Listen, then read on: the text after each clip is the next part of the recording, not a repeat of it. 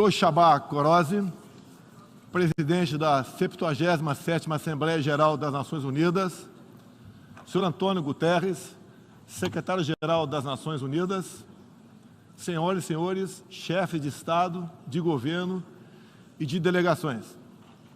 Senhoras e senhores, começo por cumprimentá-lo, embaixador Csaba Kőrösi, pela eleição para presidir esta Assembleia Geral. Esteja certo de contar com o apoio do Brasil. O tema escolhido para este debate geral gira em torno de um conceito que se aplica perfeitamente ao momento que vivemos, um divisor de águas.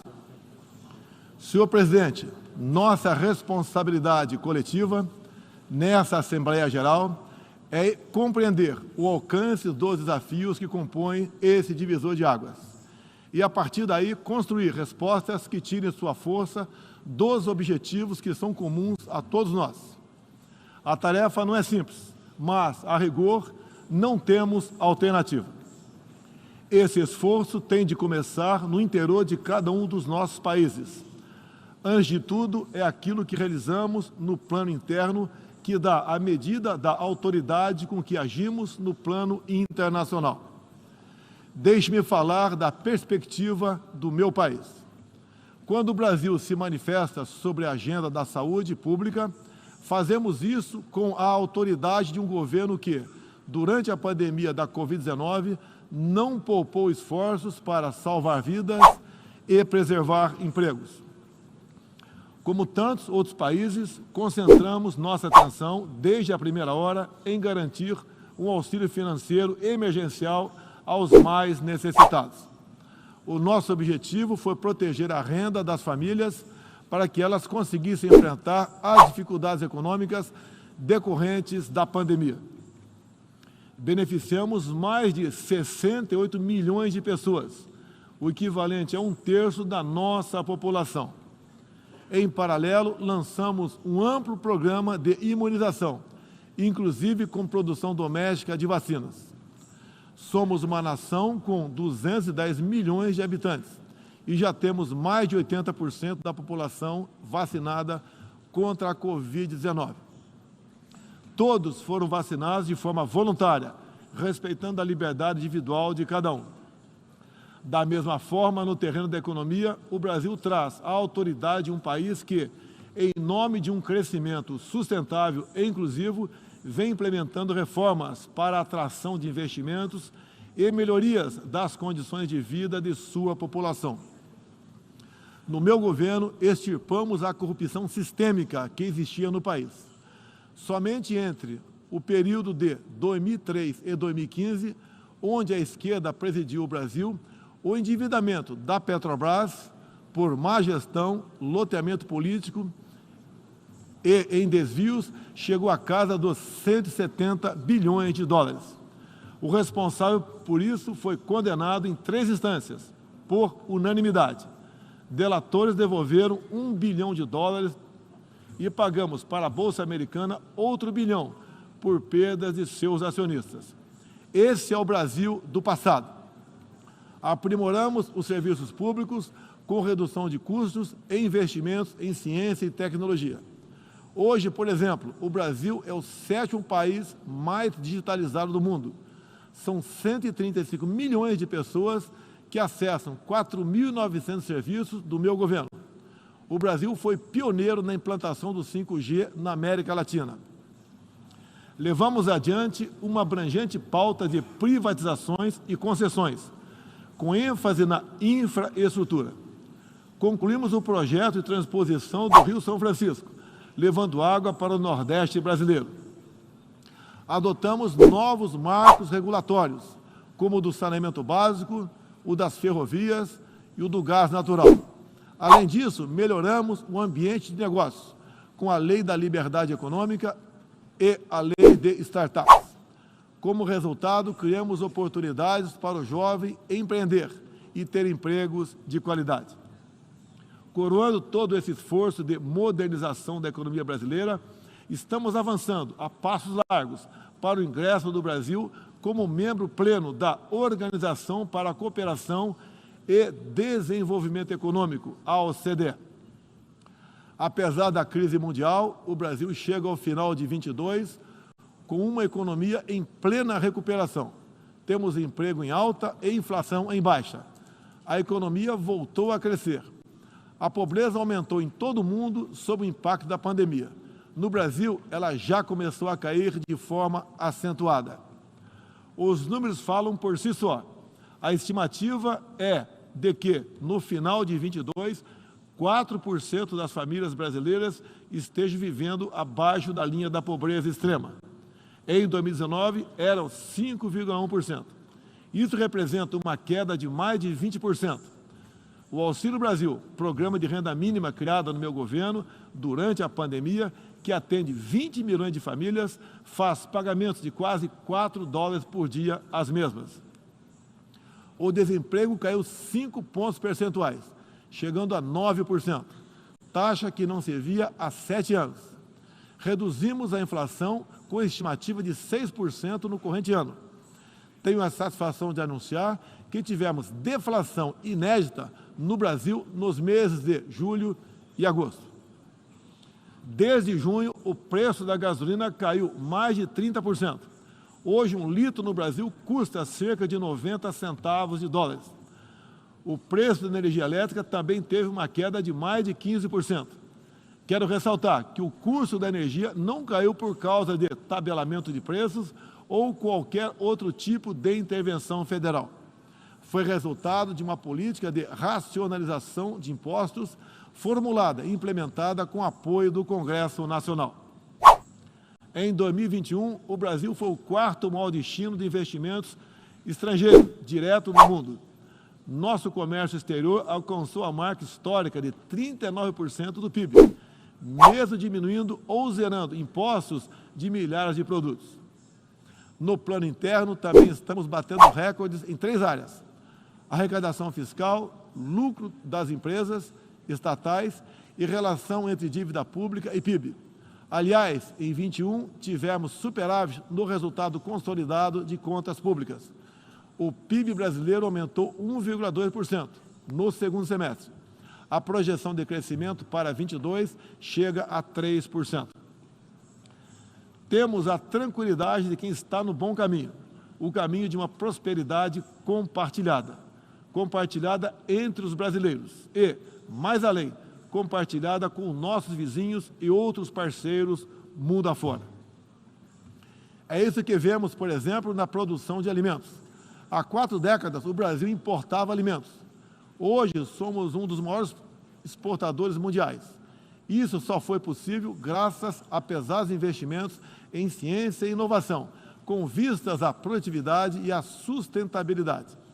Faço aqui um tributo à pessoa de Alisson Paulinelli, candidato brasileiro ao Prêmio Nobel da Paz, por seu papel na expansão da fronteira agrícola brasileira com o uso de novas tecnologias. Este ano, o Brasil já começou a colheita da maior safra de grãos da nossa história. Estima-se pelo menos 270 milhões de toneladas. O Brasil também, em poucos anos, passará de importador a exportador de trigo. Para o período de 22 a 23, a previsão é que a produção total ultrapasse os 300 milhões de toneladas. Como afirmou a diretora-geral da Organização Mundial do Comércio, em recente visita que nos fez, se não fosse o agronegócio brasileiro, o planeta passaria fome, pois alimentamos mais de 1 bilhão de pessoas ao redor do mundo. O nosso agronegócio é orgulho nacional. Senhor presidente, quero lembrar que, também na área do desenvolvimento sustentável, o patrimônio de realizações do Brasil é fonte de credibilidade para a ação internacional do nosso país. Em matéria de meio ambiente e desenvolvimento sustentável, o Brasil é parte da solução e referência para o mundo.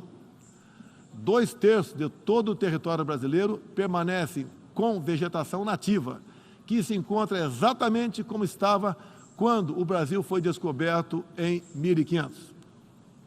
Na Amazônia brasileira, área equivalente à Europa Ocidental, mais de 80% da floresta continua intocada, ao contrário do que é divulgado pela grande mídia nacional e internacional. é fundamental que, ao cuidarmos do meio ambiente, não esqueçamos das pessoas. A região amazônica abriga mais de 20 milhões de habitantes, entre eles indígenas e ribeirinhos, cuja subsistência depende de algum aproveitamento econômico da floresta. Levamos internet a mais de 11 mil escolas rurais e a mais de 500 comunidades indígenas. O Brasil começou sua transição energética há quase meio século, em reação às crises do petróleo daquela época. Hoje temos uma indústria de biocombustíveis moderna e sustentável. Indústria que contribui para a matriz energética mais limpa entre os países do G20. Cerca de 84% da nossa matriz elétrica atualmente é renovável. E esse é o objetivo que muitos países desenvolvidos esperam alcançar somente depois de 2040 ou 2050. No ano passado, o Brasil foi escolhido pelas Nações Unidas como o país campeão da transição energética. Temos capacidade para ser um grande exportador mundial de energia limpa. Contamos com excedente já em construção, que pode chegar a mais de 100 gigawatts, entre biomassa, eólica, terrestre e solar, além da oportunidade ainda não explorada de eólicas marítimas de 700 gigawatts, com um dos menores custos de produção do mundo. Essas fontes produzirão hidrogênio verde para exportação. Parte dessa energia 100% limpa abre a possibilidade de sermos fornecedores de produtos industriais altamente competitivos, especialmente no Nordeste brasileiro, com uma das menores pegadas de carbono do mundo. A agenda do desenvolvimento sustentável é afetada de várias maneiras pelas ameaças à paz e à segurança internacional. Erguemos as Nações Unidas em meio aos escombros da Segunda Guerra Mundial. O que nos motivava naquele momento era a determinação de evitar que se repetisse o ciclo de destruição que marcou a primeira metade do século XX. Até certo ponto, podemos dizer que fomos bem-sucedidos. Mas hoje, o conflito na Ucrânia serve de alerta. Uma reforma da ONU é essencial para encontrarmos a paz mundial. No caso específico do Conselho de Segurança, após 25 anos de debates, está claro que precisamos buscar soluções inovadoras.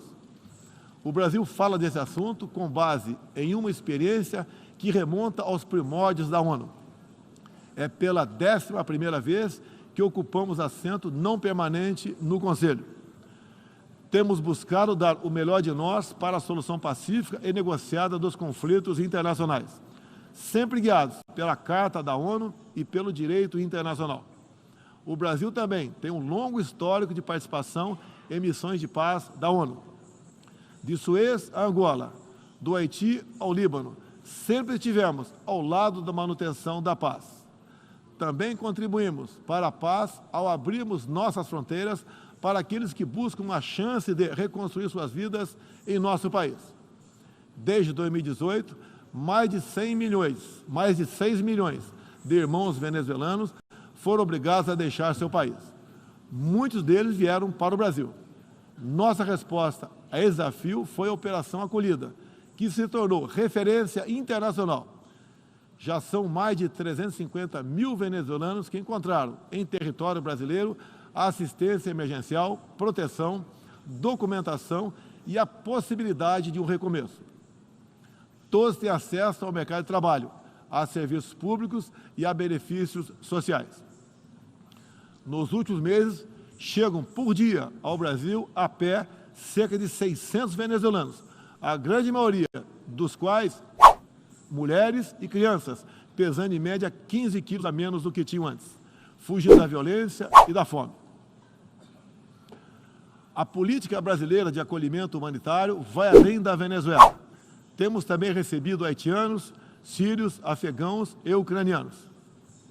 Senhor presidente, o conflito na Ucrânia já se estende por 7 meses e gera apreensão não apenas na Europa, mas em todo o mundo. Quero, em primeiro lugar, renovar o agradecimento do Brasil aos países que ajudaram na evacuação de brasileiros que se encontravam na Ucrânia quando começou o conflito. Refiro-me especialmente à Eslováquia, Hungria, Polônia, Romênia e República Tcheca. A operação foi exitosa. Não deixamos ninguém para trás, nem mesmo seus animais de estimação. Diante do conflito em si, o Brasil tem se pautado pelos princípios do direito internacional e da Carta da ONU. Princípios que estão consagrados também em nossa Constituição. Defendemos um cessar-fogo imediato, a proteção de civis e não combatentes, a preservação da infraestrutura crítica para assistência à população e a manutenção de todos os canais de diálogo entre as partes em conflito. Esses são os primeiros passos para alcançarmos uma solução que seja duradoura e sustentável. Temos trabalhado nessa direção. Nas Nações Unidas e em outros fóruns, temos tentado evitar o bloqueio dos canais de diálogo, causado pela polarização em torno do conflito. É nesse sentido que somos contra o isolamento diplomático e econômico. As consequências do conflito já se fazem sentir nos preços mundiais de alimentos, de combustíveis e de outros insumos. Esses impactos nos colocam a todos na contramão dos objetivos do desenvolvimento sustentável. Países que se apresentavam como líderes da economia de baixo carbono, agora passaram a usar fontes sujas de energia. Isso configura um grave retrocesso para o meio ambiente. Apoiamos todos os esforços para reduzir os impactos econômicos dessa crise, mas não acreditamos que o melhor caminho seja a adoção de sanções unilaterais e seletivas, contrárias ao direito internacional. Essas medidas têm prejudicado a retomada da economia e afetado os direitos humanos de populações vulneráveis, inclusive em países da própria Europa. A solução para o conflito da Ucrânia será alcançada somente pela negociação e pelo diálogo. Faço aqui um apelo às partes, bem como a toda a comunidade internacional. Não deixe escapar nenhuma oportunidade de pôr fim ao conflito e de garantir a paz. A estabilidade, a segurança e a prosperidade da humanidade correm sério risco se o conflito continuar. Senhor presidente, tenho sido um defensor incondicional da liberdade de expressão. Além disso, no meu governo, o Brasil tem trabalhado para trazer o direito à liberdade de religião para o centro da agenda internacional de direitos humanos. É essencial garantir que todos tenham o direito de professar e praticar livremente sua orientação religiosa, sem discriminação. Quero aqui anunciar que o Brasil abre suas portas para acolher os padres e freiras católicos que têm sofrido perseguição do regime ditatorial da Nicarágua. O Brasil repudia a perseguição religiosa em qualquer lugar do mundo. Outros valores fundamentais para a sociedade brasileira, com reflexo na pauta dos direitos humanos, são a defesa da família, do direito à vida desde a concepção, a legítima defesa e o repúdio à ideologia de gênero. Quero também destacar aqui a prioridade que temos atribuído à proteção das mulheres. Nosso esforço em sancionar mais de 70 normas legais sobre o tema desde o início do meu governo, em 2019, é prova cabal desse compromisso. Combatemos a violência contra as mulheres com todo rigor. Isso é parte da nossa prioridade mais ampla de garantir segurança pública a todos os brasileiros. Os resultados aparecem em nosso governo. A queda de 7,7% no número de feminicídios e diminuição do número geral de mortes por homicídio. Em 2017, eram 30 mortes por 100 mil habitantes. Agora são 19. A violência no campo também caiu ao mesmo tempo que aumentamos a regularização da propriedade da terra para os assentados. No meu governo, entregamos 400 mil títulos rurais, 80% deles para as mulheres. Trabalhamos no Brasil para que tenhamos mulheres fortes e independentes, para que possam chegar aonde elas quiserem. A primeira-dama, Michele Bolsonaro, trouxe novo significado ao trabalho de voluntariado desde 2019, com especial atenção aos portadores de deficiências e doenças raras. Senhor presidente, senhor secretário-geral, senhoras e senhores, chefes de Estado e de governo, senhoras e senhores, neste 7 de setembro, o Brasil completou 200 anos de história como nação independente. Milhões de brasileiros foram às ruas, convocados pelo seu presidente, trajando as cores da nossa bandeira. Foi a maior demonstração cívica da história do nosso país. Um povo que acredita em Deus, pátria, família e liberdade. Muito obrigado a todos os senhores.